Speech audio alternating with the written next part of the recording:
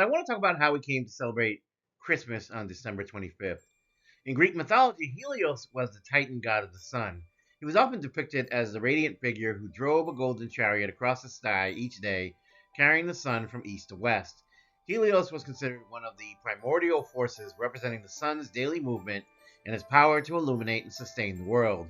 In many myths, Helios was also portrayed as an all-seeing god, able to observe everything that occurred on Earth, and he had the ability to influence events, especially those related to fate and justice. When the ancient Romans adopted Greek mythology and reinterpreted many of its deities, Helios was integrated into their pantheon as Sol, the god of the sun. However, in Roman mythology, Sol became a more prominent and singular solar deity, reflecting the importance of the sun in Roman state religion, military symbolism, and imperial propaganda. Over time, Sol's role in Roman society grew with the worship linked to the empire's imperial authority, particularly under emperors who sought to link their reigns with divine power. One significant development in the evolution of Sol's worship was the rise of Sol Invictus, or the Unconquered Sun. This deity was first popularized by Emperor Aurelian in 274 CE, who established a feast in honor of Sol Invictus on the birth of the sun on December 25th. Celebration elevated Sol Invictus to a higher status, making him a patron of soldiers in the Roman Empire and the protector of the emperor.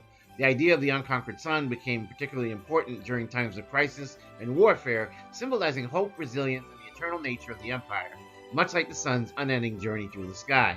The date of December 25th, chosen for the birth of Sol Invictus, played a significant role in Roman religious and imperial life.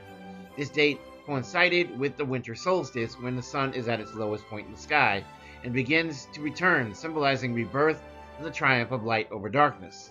This association with the sun's rebirth was central to the sun god's image and was later co-opted by early Christianity. The cult of Mithras, a Persian god of light, truth, and loyalty, also contributed to the symbolism of Sol Invictus. Mithras is often depicted as slaying a bull, an act that symbolized the life-giving power of the sun.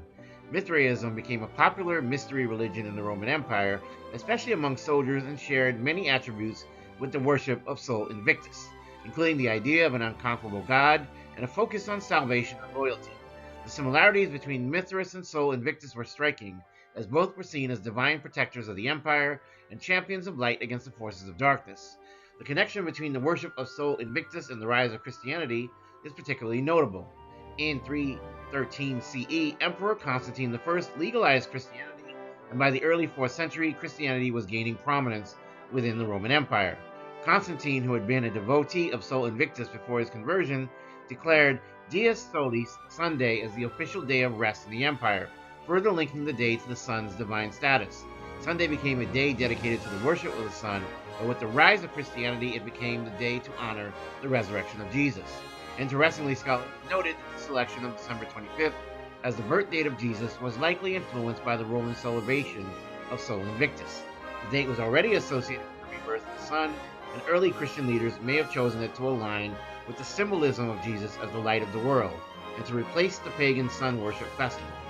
In this way, early Christianity absorbed elements of Roman and Mithraic solar symbolism, connecting the birth of Jesus with the divine triumph of light over darkness. Furthermore, as Christianity spread, the idea of Jesus being the true light was emphasized in theological writings, linking him to the sun's symbolism. This connection was further solidified when the Roman Catholic Church officially adopted December 25th as the date of Christ's nativity in the 4th century. This move helped to solidify Christianity's position within the Roman Empire by aligning its central religious event with an already established pagan festival. The Church also continued to honor Sunday as a day of rest, coinciding with the solar deity's day, and not, say, Saturday, as was usually done in Judaism. As such, Sunday became not only a day for Christians to celebrate the resurrection of Jesus, but also a day to honor Christ as the true sun or light of the world. Over time, the cultural and religious significance of Sol Invictus was fully absorbed into Christian tradition, and many of the solar themes that had been present previously in Roman and Persian worship became central to Christian iconography, particularly the depiction of Christ as being this divine light. The decision to place Jesus' birth on December 25th and to elevate Sunday as a day of worship was thus influenced by both Roman imperial calendar and religious practices associated with the worship of the sun. The blending of these traditions helped to establish a Christian framework that could seamlessly integrate with Roman society, further aiding in the conversion of the empire to Christianity. In summary, the worship of Helios as a Titan god of the sun in Greek mythology eventually transformed into the Roman worship of Sol Invictus, a god who symbolized the eternal and unconquerable sun. This solar worship was influenced by earlier religions, notably Mithraism, and ultimately paved the way for the Christian adoption of December 25th as the birth of Jesus, with the sun's rebirth symbolizing the birth of the Son of God. Furthermore, the Roman practice of honoring Sunday as the day of the sun was incorporated into Christian tradition, solidifying the connection between Sol and Christ in the religious culture of the Roman Empire.